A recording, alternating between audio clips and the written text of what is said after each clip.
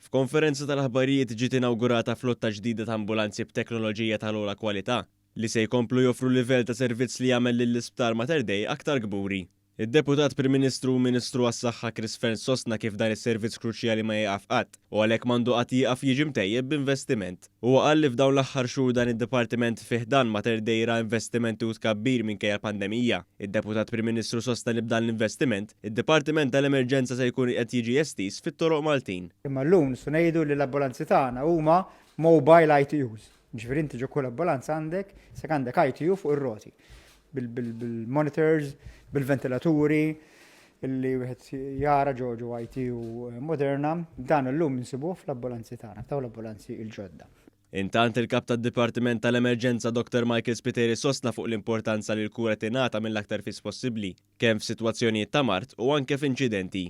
Għalli għalhekk huwa kruċjali li dawn l-ambulanzi joffru servizz bħalli kieku qegħdin fl-isptar. Id-diżinn ta' dawn l-ambulanzi l-ġodda tal-flotta l-ġdida qed iżżomm dak il-kunċett f'dan l-ambitu, ġifieri aħna qed nikkunsidraw li l-ambulanza hija estensjoni diretta tas-servizz li jingħata fid-Dipartiment tal-Emerġenza.